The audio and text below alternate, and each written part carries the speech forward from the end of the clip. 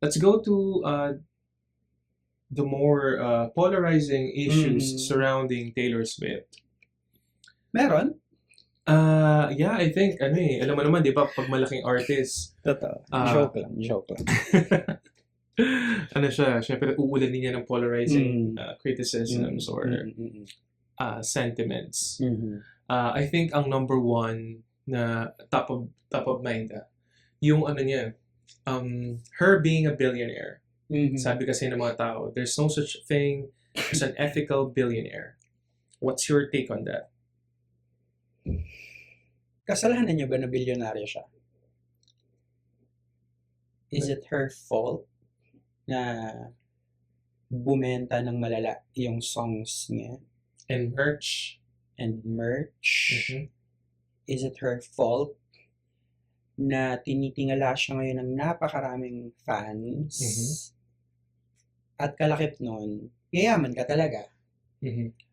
I don't think sa status niya ngayon, kung nasaan man siya ngayon, nasa rurok siya ngayon, I don't think inevitable yung pagiging bilyonaryo.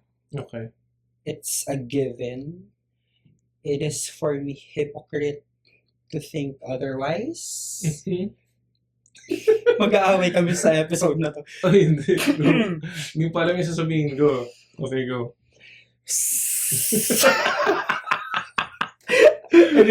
Nag-tiptoe ako. Okay, go.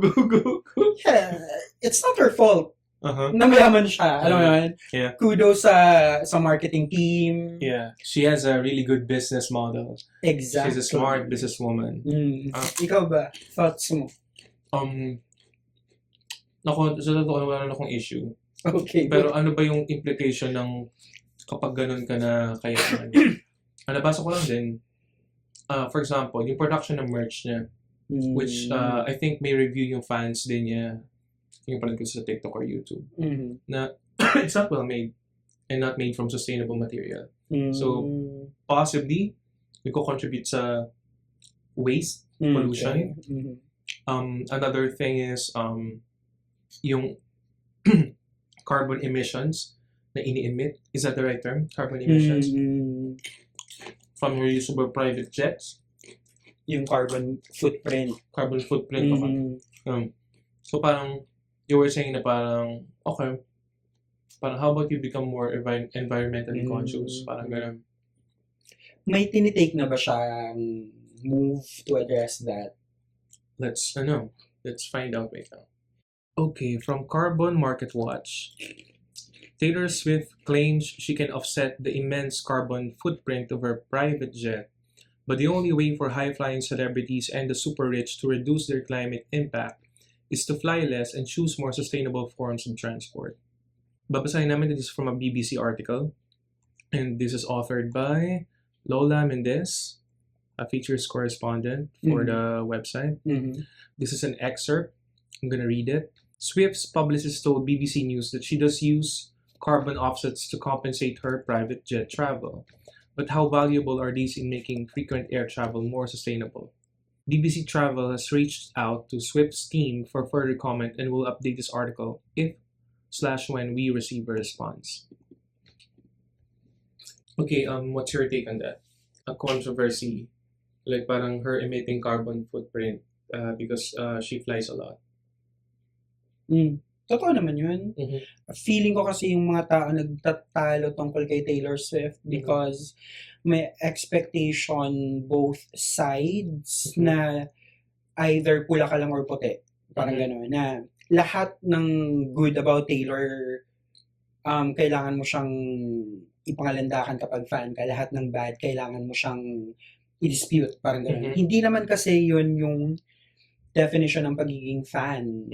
For me, kung fan ka talaga ng isang artist, kung sino man yan, hindi ka dapat sarado. Yeah, walang blind following or admiration. Exactly. So parang nagtatalo-talo kasi yung mga tao. Kasi parang, like tayo mag-uusap.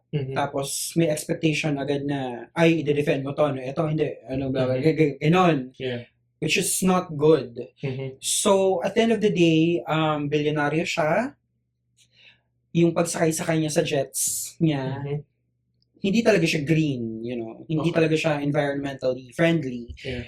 Kahit sabihin mo, ang dami niyang philanthropic shit na ginagawa, Mhm. hindi rin nun na-offset yung fact na yung pagsakay-sakay niya sa jets Mhm.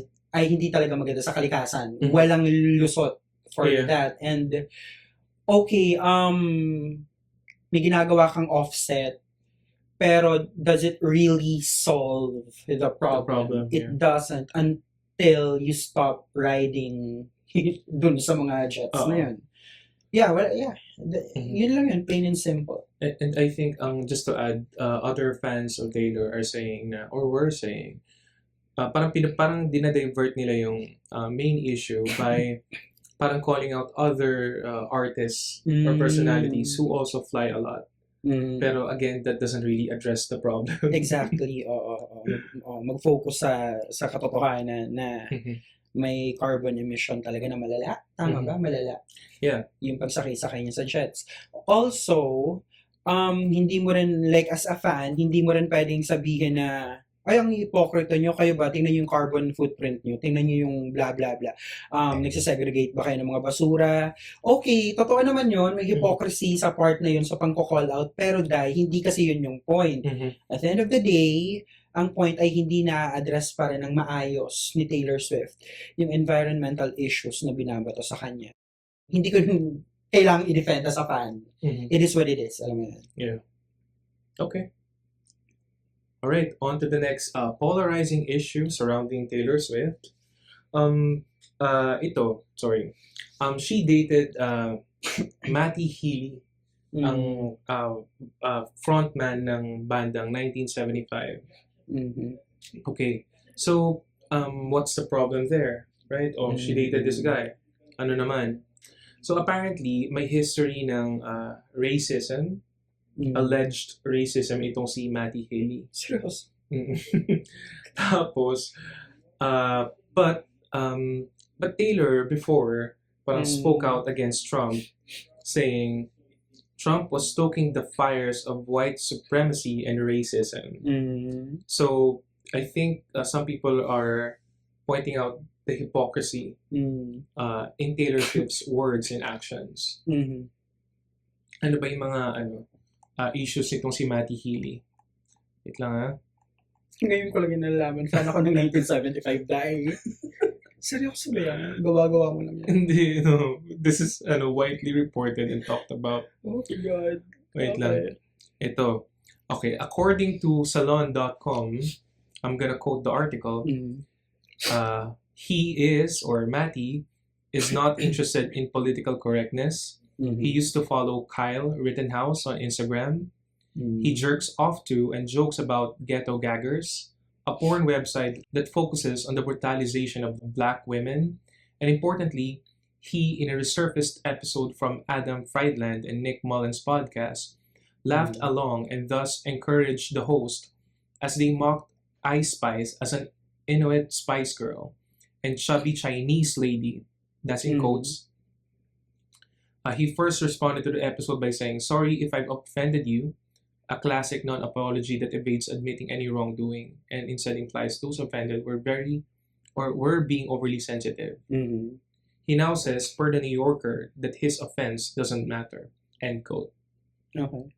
So, problema siya ni Taylor because hypocritical daw. And parang yung brand ng feminism ni Taylor is a white feminism. Meaning, it centers around supporting women who are white or who are slim and excludes basically people of color. Parang ganun. Proven yun? Yung white feminism? Ay, yung allegations? Yung white feminism? I mean, it's not proven, pero yun yung interpretation ng ibang tao. So, balik kay 1975. Naging controversy siya because may hypocrisy daw na parang ang problematic ng partner mo. Yeah, parang she said before na Trump was stroking the fires of racism and white supremacy. And now you're dating this guy. who has a history of alleged racism. A history of alleged. Kasi of course we can't really confirm yung intentions behind them, right? Exactly. I don't think it's Taylor's problem. Mm-hmm. Imaginein mo ako, may jowa akong problematic, may jowa akong hindi woke, hindi progressive. Okay. Would you rather na nagpipreach ako ng hypocritical stuff na progressive?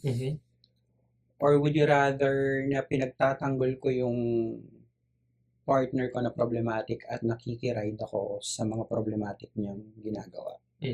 Okay. Alam mo yan? Kumbaga, ano ba yung lesser of two evils then? Yeah, but I wouldn't call I still wouldn't. Nice try. I'm not saying that evil na, but if that's the question. Yeah, pero gets, at least medyo nagaling na. Yeah. It's not Taylor's problem. Okay. It's not Taylor's problem. Hindi niya yung issue. And again, baka masyado tayo nag-nitpick just to cancel her kasi hindi natin siya bet kasi masyado, we're too cool. Alam mo yan? Yun yung take ko. It's not her problem. Hindi sa kanya yung bola. Nasa jowa niya yun. Nasa ex niya yun. Okay, yeah. Hindi siya yung dapat mag-defend or mag-explain. She doesn't owe us any explanation sa bagay na yan. That I agree with. Okay. Anyway, parang hindi action ni Taylor yan. Yung alleged racist actions ni Matty Healy. Although parang possibly may question na, aren't you parang co-opting? Is co-opting the right word? Contributing to the wider issue by, parang aligning yourself romantically with the guy. With the guy. Ang problema kasing nakikita ko dito is that meron tayong imahe na either perfect ka, na example, as an artist, or super imperfect ka. Guys, walang perfectong tao. Lahat tayo may kaunting bahid ng hypocrisy, kahit yung mga progresibong nilalang. Everyone. Yeah. So baka, dalawang bagay lang yun. Hindi nyo siya nakikita bilang tao, nakikita nyo siya bilang poon or whatever. And yung sa kabilang kampo rin, gano'n, na konting kibot, gusto nyo siya agad i-cancel. So, yun yung nakikita kong problema na wag nating titingnan yung mga artista, celebrities as perfect entities. Or savior. Kasi madi-disappoint lang tayo lahat. Yeah. I understand na parang I love that she still spoke about Trump or against Trump na calling out his white supremacist and racist views. But at the same time, parang hindi rin naman niya sinabi na parang I support Matty Healy's racist actions, right? Or alleged racist actions. Wala naman siyang statement na sinusuportahan kung ano mong ina-allege doon, diba? So yun. Yeah, good point. Okay. Right, next issue. I think ito yung maingay lagi sa social media. May fan wars. Okay, so right now, it's between Taylor Swift fans and Billie Eilish fans. Kasi nag-release ng statement si Billie Eilish about making sustainable parang vinyls. Kasi ang daming and parang kinall out na yung kinall out na yung other artist na tawag dito na parang na you keep on releasing parang different versions of parang vinyl products parang ganun containing songs. And it contributes badly to the environment. I'm just paraphrasing this, hindi yung direct quote. Tapos Billie didn't mention any name. Pero parang some people and Taylor's fans assumed na parang it was about her. So doon nag-start yun, I think. Parang feeling ng mga fans si Taylor, it's about Taylor. And then so nag-release tapos parang fast forward, nag-release si Billie na album. Tapos parang, and I think a few weeks pa lang yung album ni Taylor na Tortured Poets Department. And tawag dito. sa Billboard albums chart, si Bailey na expected to debut at number 1, binlock ni Taylor from taking that spot. So parang nagkaroon na naman ng further friction between the two groups of fans. So so yun, may ganun parang this is Bailey versus Taylor fans. And then meron ding tawag dito, fans naman ni Dua Lipa. Parang binlock din ni Taylor from taking the spot of number 1 kasi hanggang ngayon number 1 pa rin si Taylor. So may fan wars agad naman, parang petty lang, surface level. Parang doesn't need their attention. Tapos I guess yung pinaka memorable na fan wars, or memorable to pinaka maingay, I guess, na parang it's been going on for I think a year or 2 now, is yung fan war between Taylor and Olivia. So Taylor Swift fans versus Olivia Rodrigo fans. Are you familiar with their issue? Hindi. Okay, so ganito. History, si Olivia nag-release, broke records with her debut single, Driver's License. Tapos, so yan, parang she was thrust into the spotlight. One of the biggest debuts ever, especially in this era. Tapos, and then parang Olivia Rodrigo is known to be a Taylor Swift fan. So parang, that's my mother, parang gano'n yung ano. Tapos, si Taylor, parang ginifan niya pa nga ng parang a jewelry of sorts. A jewelry. Parang, this is my baby, parang gano'n or something. So they were really close. Parang the beginning ng spotlight ni Olivia sa music industry. Tapos, ayun, so na-release na ni album. Tapos, I think, months later, hindi ko alam yung exact timeline,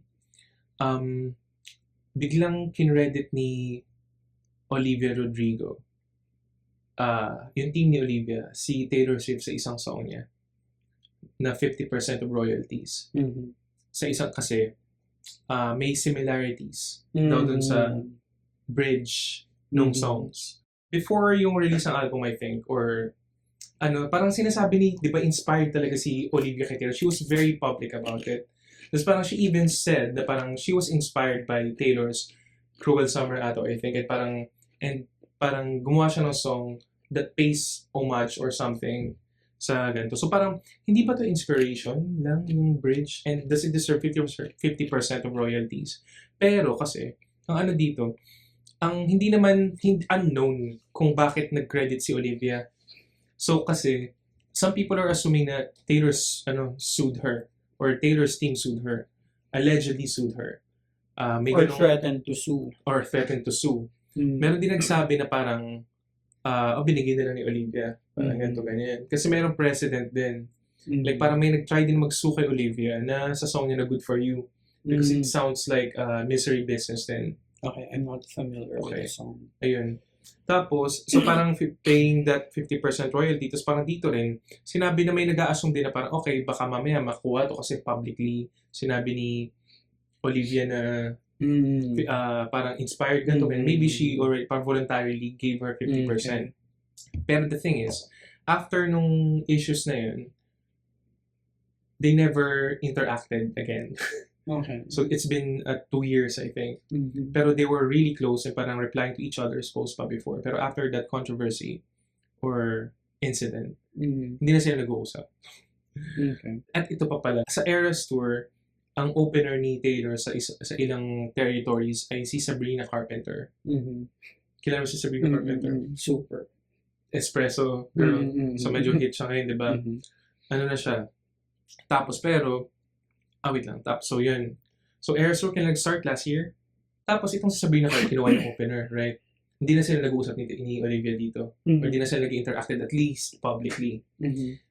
And si Sabrina Carpenter allegedly is yung girl na isa sa mga subject dun sa debut song ni Olivia na Driver's License.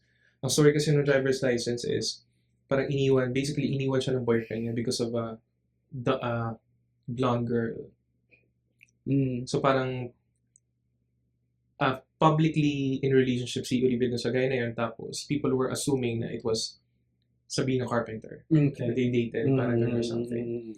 So parang ang dating is parang ano yung intention behind getting Sabrina getting Sabrina as an opener. Parang ganun.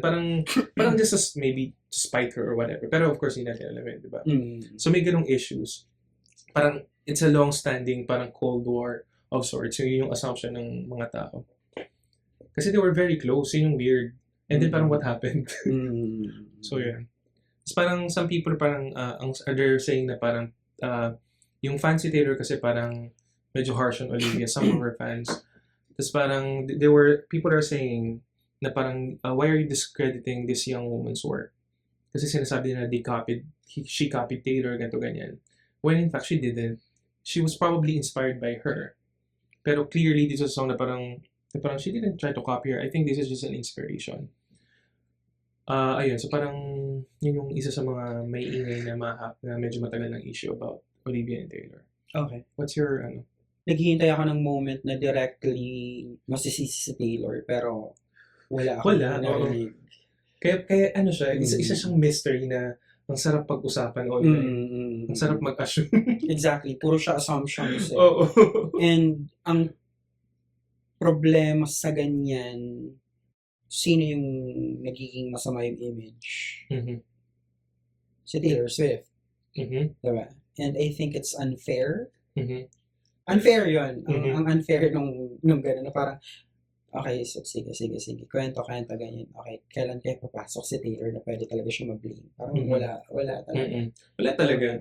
We didn't even know if she threatened to sue or sued Olivia, right? For credits, for royalties. Totoo. Yeah, hindi mo kasi yun matatanggal eh. Like, hindi mo matatanggal yung controversies sa isang bilyonaryong superstar. Hindi mo rin matatanggal na may toxic fans talaga. Pero hindi mo rin naman matatanggal na may fans siya na in the middle, tulad ko, alam mo yun, na kaya siyang sitahin like sa discs na parang ang daming versions, parang very wala na kaming pera. Though I'm not one of those people who buy it, pero ang dami kasi nila. So, daming versions, yeah. So, yeah, for me naman, as a fan nga, valid yung capitalism issue sa pag-release niya ng discs. And yung parang minomonopolize niya yung market. And parang taking up space from other artists who deserve their shine or spotlight. Or hindi niya problema siguro yun. Hindi niya problema yun. Hindi niya problema kung bumibenta siya. Or yung iba hindi bumibenta. Pero, yun nga, yung ang daming nire-release tapos pa iba-ibang versions. Doon ako mention, girl, alam mo yun. Ang latest parang issue nga around that is sa UK, si Charlie XCX pa yun. Parang she release yung Brat album niya. Parang this is some sort of a resurgence. Kasi apparently magaling material. I haven't listened to it. So parang she was expected to debut. Parang number 1 sa UK. Pero ang ginagawa ni Taylor every week kasi she releases different versions of her Tortured Poet Department songs. And hindi ko interpretation to, some people are saying parang that's an attempt to hold the top spot. Is it monopolization of the market by doing that? Or hindi naman, no? Okay. Or, hindi. Okay. And magaling nga yung business model niya.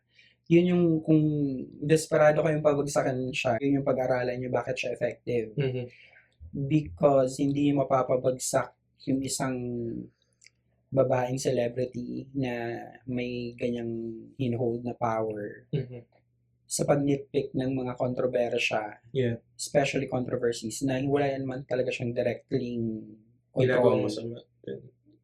Like mga controversies na hindi talaga natin alam kung ano yung totoo, puro allegations, ganyan. Hindi mo yan mapapabagsak sa ganyan. Alam mo yan. Yeah. And it's not also an issue if, say for example, if lesser in quality yung track sa Tortured Poets Department, pero sobrang mabenta. Like parang some people are saying that. Yeah. I've only listened to a few songs. Natapos ko yung album, happy naman ako. Though I was so tired after ko siya matapos. So yeah. Okay. Ano pa bang other polarizing issue about Taylor? Ayun, merong incident pala. Some people are saying na parang she's a little bit insecure or parang too sensitive Naalala mo din nung nag-host sila Amy Poehler and Tina Fey ng Golden Globes. And I think Taylor was in attendance dun sa event. And I think sila Tina Fey and Amy Poehler made a joke about her na parang you should stay away from Michael J. Fox's son. Parang ganun. Tapos, and so parang, alam mo naman sila Tina Fey and Amy Poehler, right? Parang bardagulan naman talaga yung jokes sa mga yun. And I think almost everyone was really sport about it, diba? Pero, wait lang may statement si Taylor Swift, parang indirectly na response sa ginawa nila Tina Fey and Amy Poehler. According to an ABC News article, so the 7-time Grammy winner made headlines Tuesday when she told Vanity Fair in an interview for the upcoming April issue that she had some words of her own for the two funny ladies. So I'm going to that Vanity Fair article. Katie Couric is one of my favorite people. Taylor Swift tells Vanity Fair contributing editor Nancy Jo Sales, or Salis. Anyway, on the subject of Mean Girls in general and in response to an incident at this year's Golden Globes, where Amy Poehler and Tina Fey mocked her highly scrutinized love life. Start ng quote, because she said to me she had heard a quote that she loved that said, "There's a special place in hell for women who don't help other women." So, so that's her response to the incident and Mean Girl thingy in general. To which Amy Poehler and Tina Fey responded. Sabi ni Tina Fey, "If anyone was going to get mad at us, I thought it would be James Cameron. I did not see that one coming. It was a joke. It was a light-hearted joke." Tapos ang sabi naman ni Amy, "Oh, I feel bad if she was upset. I am a feminist and she's a young and talented girl. That being said, I do agree I am going to hell. But for other reasons. Mostly boring pack stuff." Anyway, did you think she was too sensitive or insecure? Well, not really insecure. I think sensitivity ang issue here. She has the right to be sensitive. Okay. Kasi parang buong career Do you niya, think there's a special place in hell for Tina Fey and Amy Poehler? I don't believe in hell. I'm so sorry. Buong career niya, palagi siyang binabash dahil daw parang may joke na ay, pag naging ex ka ni Taylor, may kanta ka, parang gano'n. Nakakapagod yun, naiintindihan ko naman yung pagod sa part na yun, kahit ako mapapagod doon at maiirita. And, may karapatan siyang maging sensitive tulad natin. Okay. Tao lang naman yan. But she can have her moments like this one. Okay. Correct. Yes. It's on interview. So, though malaman. Pero natatawa ako kasi sa response. For me, mas nakakatawa siya. Hindi ako na-irrita or whatever. Tapos mas nakakatawa yung responses ng dalawa.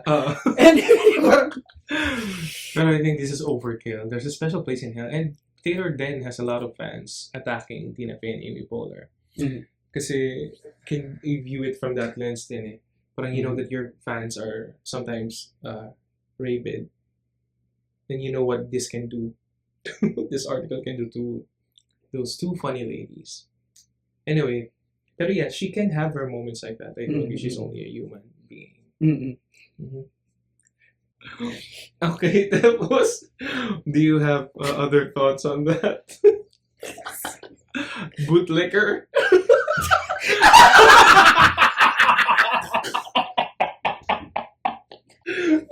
Taylor, baka naman. Yung sinasabi ng YouTubers.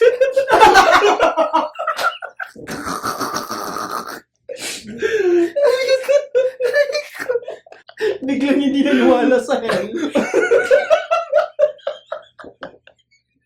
Di ba usually yung there's a special place in hell, ginagawa naman siyang parang funny thing. Alam mo yan, hindi siya ganun kaseryoso, alam mo yan. So yeah. Anyway. I don't believe in hell. Hindi talaga kasi ako naniniwalang may hell. Kala ko lumabas yung sipon ko sa Uy, ano pang views yan? Taylor Swift.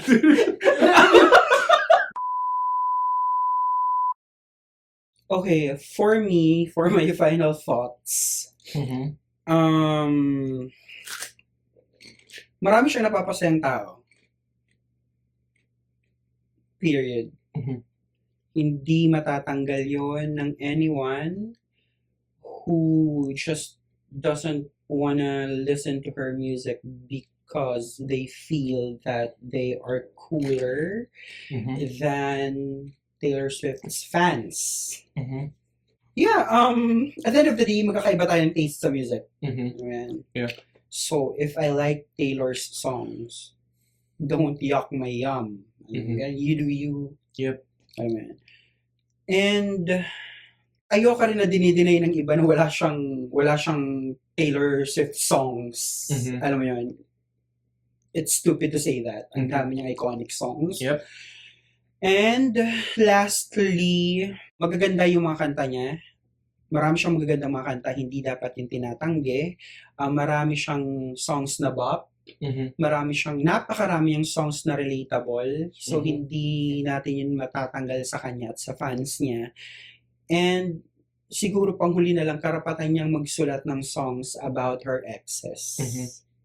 Hindi ko nakikita ang issue yun. Yeah, it's not a problem. Mhm. Kasi kung yun yung source na ng emotions ng heartbreak, extreme emotions. And to relate to fans. Yeah. Na, Saan siya huhugot, right? exactly. At least may hugot, alam mo yun. Mhm. Hindi yung parang binigyan ka na lang ng songs ng songwriters tapos kinanta mo porket sikat ka. Tapos wala ka naman talagang attachment sa song na Yeah. yun.